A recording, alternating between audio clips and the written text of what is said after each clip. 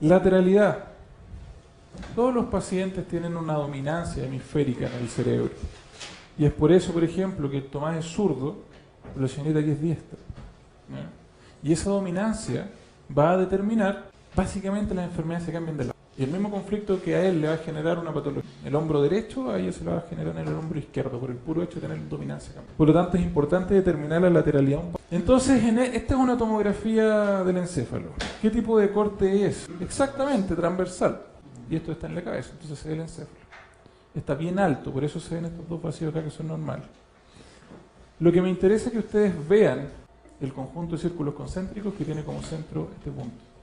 Porque yo voy a tener este círculo, este círculo, este círculo y así sucesivamente, hasta llegar a las capas finales de acá. Eso es un foco de Hammer. Es como una onda. Mira que pilla usted. ¿Cierto? Es como una onda, en cuanto más lejos lo miro se ve más fácil. Ahora, ese es un foco de Hammer gigante que todo el mundo ve, pero cuando llega un paciente con una tomografía de esas que toman que no buscan focos de Hammer, hay que buscarlas con lupa. Pero eso es un artefacto. Un artefacto es una falla de la máquina.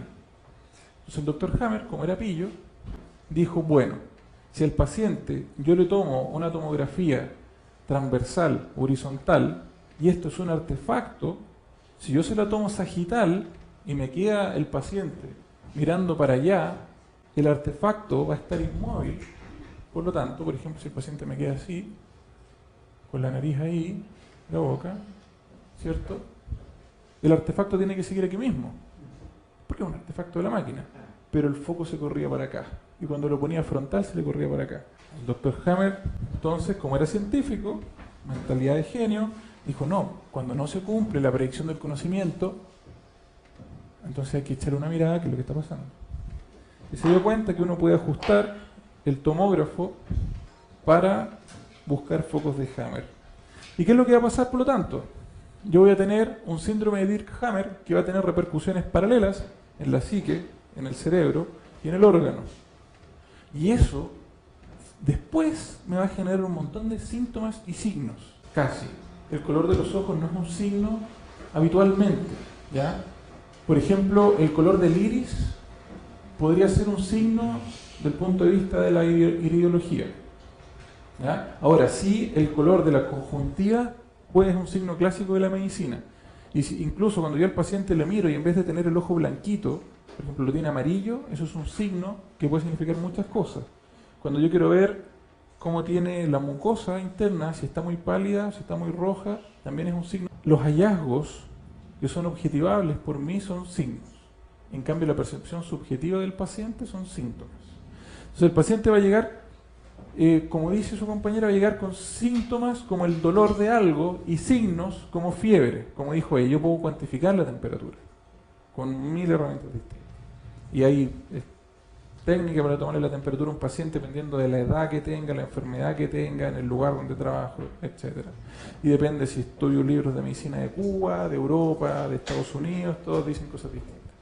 Y esto es la base de la medicina alópata. En cambio, esto va a ser la base de nosotros. Ese es otro punto. Eso es lo que estaba tratando de explicar al comienzo. Lo que no quiere decir que no se puede trabajar juntos. Yo los tres niveles los puedo tratar. La lateralidad. Hay 1000 pruebas que hacen los neurólogos para establecer lateralidad. La prueba del aplauso es una muy clásica. Cuando yo aplaudo, el pulgar que queda arriba es mi mano dominante. Lo que quiere decir que el hemisferio contralateral es el que determina muchas funciones. Aplauso. Espontáneo. Por ejemplo, esta tomografía también es un corte transversal de la cabeza, pero es mucho más baja, porque yo estoy empezando a ver mucho más hueso, y estoy empezando a ver las diferentes fosas, y aquí va a estar el cerebelo. Entonces el primer corte era a esta altura, este segundo corte es como a la altura de la oreja, un poquito por ahí. Y aquí tengo un foco de Hammer, allá hay un foco de Hammer, aquí hay un foco de Hammer. Ya, y unas cosas que son difíciles de entender es que yo aquí tengo un foco de Hammer, pero en el cuerpo de una vértebra lumbar. Por lo tanto, de alguna forma, el foco de Hammer también aparece en el órgano. ¿Qué es lo que genera un foco de Hammer? ¿Por qué no me lo he preguntado todavía? Todos tienen un 1. ¿Qué es un foco de Hammer? ¿Qué es lo que está pasando ahí? Nadie sabe todavía. Están sacando biopsias de los tejidos, analizándolos por electroforesis, por todo lo que se pueda. Ahí están tratando de pillar qué es lo que me genera esa señal. Segunda ley, todo programa biológico especial se desarrolla en dos fases, siempre y cuando se solucione el conflicto primario. ¿Qué significan las dos fases, chicos? Funcionamiento del sistema nervioso autonómico, donde yo tengo simpaticotonía y parasimpaticotonía o vagotonía. En el día, en la noche, en el día, en la noche, en el día, en la noche, y el sistema nervioso autonómico, que es una parte del sistema nervioso, que como dice su nombre funciona de manera automática e independiente, va regulando un montón de cosas en el cuerpo. Regula muchas variables, como por ejemplo el funcionamiento de la musculatura involuntaria, de las glándulas y otros, pero principalmente esas dos. Eso es lo normal. Entonces, ¿qué es lo que pasa? El paciente está normal y se enfrenta a un conflicto biológico y se nos provoca entonces el síndrome de Dirk-Hammer. ¡Pum! Está despedido. ¡Sorpresa! ¿Eh? Ahora, para que se desarrolle esto, como les dije al comienzo, el paciente tiene que recibirlo de manera sorpresiva y habitualmente tiene que dejarlo como a contrapié para que realmente represente un conflicto el asunto. Si yo estaba preparado, en verdad, la semana pasada me había ganado el lote, pero no le había dicho a nadie, cuando me despidan, no va a ser un conflicto biológico. ¿Ya? Importante. Conflicto biológico, se desencadena un programa, un síndrome de Dirk-Hammer, y fíjense que el gráfico, entonces, fíjense que se genera un aumento de la actividad del sistema nervioso simpático, con un aumento de todas las características controladas por el sistema nervioso simpático. De manera sencilla y antigua, ¿no?, casi un poco obsoleta, se dice que el sistema nervioso simpático es el sistema nervioso de la alerta. Que cuando yo me veo enfrentado a un estrés, el sistema nervioso, llámese estrés, un estímulo que presiona el sistema, lo hace responder, yo tengo que responder a ese estrés. Por ejemplo, voy corriendo a clase porque hay prueba y voy atrasadísimo. Entonces voy corriendo. Y estoy estresado. Y frente a ese estrés se activa el sistema simpático y genera muchas adaptaciones. Por ejemplo, se inhibe, se disminuye el funcionamiento del sistema digestivo, porque yo no puedo gastar energía en estar digiriendo alimentos cuando lo único que tengo que hacer es llegar, me quedan 3 minutos para llegar a la sala. Se altera, por ejemplo, la contracción de las pupilas. Incluso se disminuye la percepción del dolor, porque ¿qué me importa que me raspe con una rama si lo que yo necesito es llegar rápido, sin frenar? Incluso la capacidad de olfacción, ¿no? Se puede generar hasta una especie de anosmia, que es la pérdida de la olfacción. Entonces, cuando yo llego al instituto y me dicen que el profesor todavía no ha llegado, descanso. Disminuyen en la sangre todas las hormonas y las proteínas relacionadas con el funcionamiento del sistema nervioso simpático y empiezo a pasar a lo contrario, a la vagotonía o parasimpaticotonía, sistema nervioso parasimpático, que de manera antigua y ya un poco obsoleta se dice que es el sistema nervioso del descanso y del restablecimiento de la energía del cuerpo.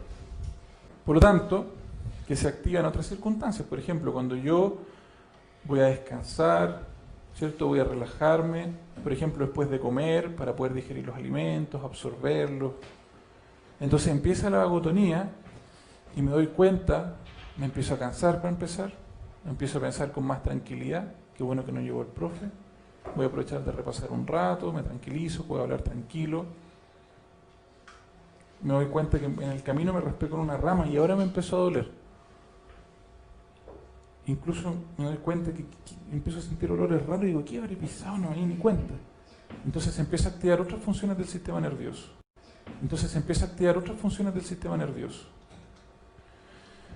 Esas son las diferencias vagas, muy resumidas, del sistema nervioso simpático y parasimpático. Va a haber un aumento de la simpaticotonía, del sistema de la alerta, del paciente. ¿Qué es lo que va a vivir?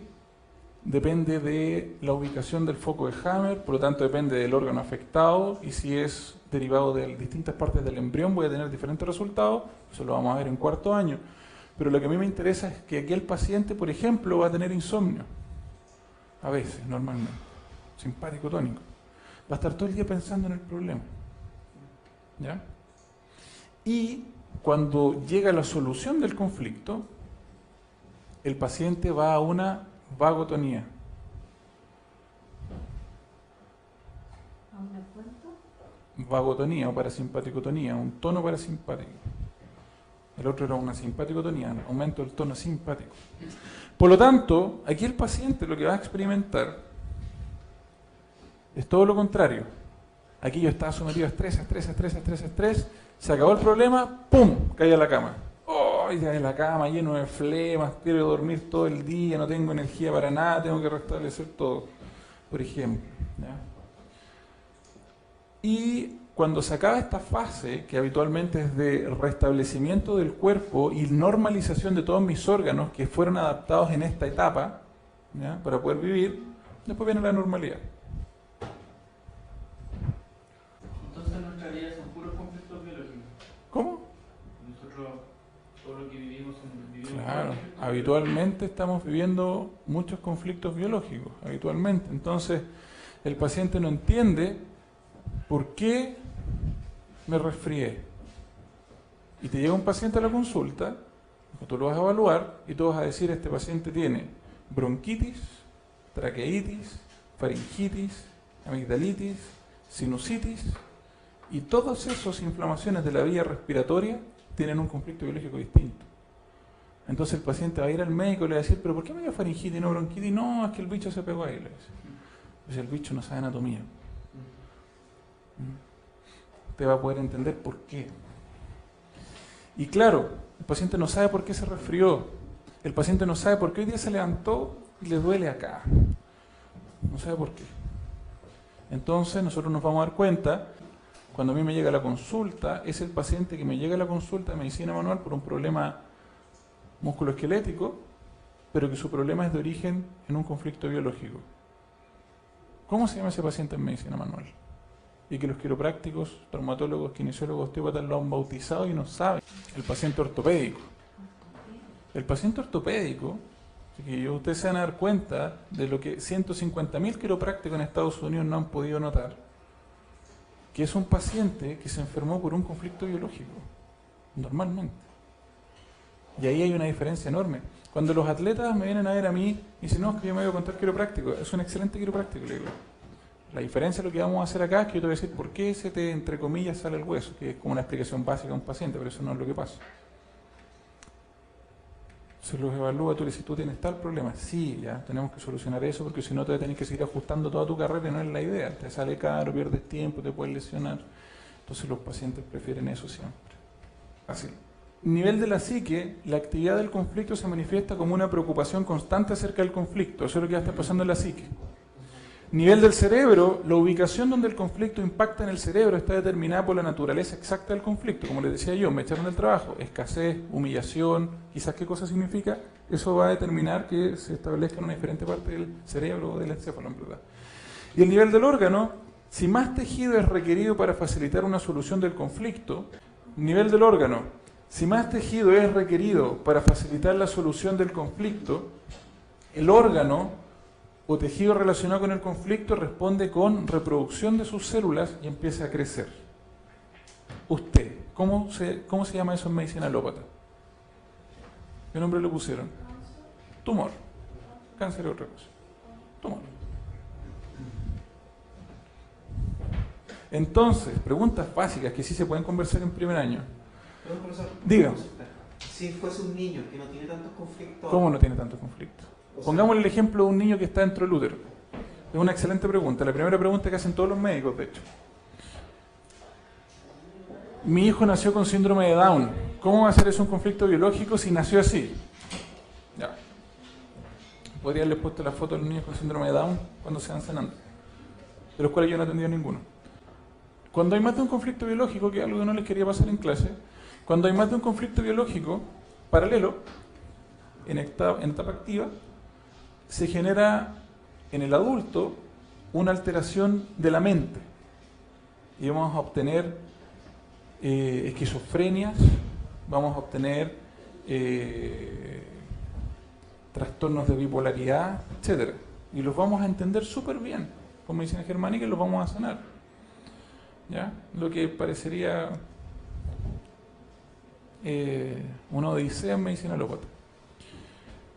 Pero cuando esa simultaneidad de conflictos biológicos están en la vida intrauterina, generan un freno en el desarrollo del individuo. Conflictos biológicos, por ejemplo, el clásico caso que cuenta el doctor: tengo un niño que tiene 2 conflictos biológicos. Primero,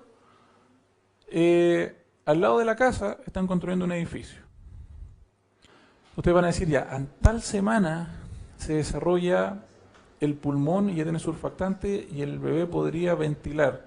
En tal semana se desarrollan los receptores del dolor y el bebé podría sentir dolor. En tal semana se desarrolla la capacidad de audición y el feto en teoría podría oír, que básicamente consiste en que los estímulos mecánicos son transducidos hacia el encéfalo con una señal química para poder sentirlo.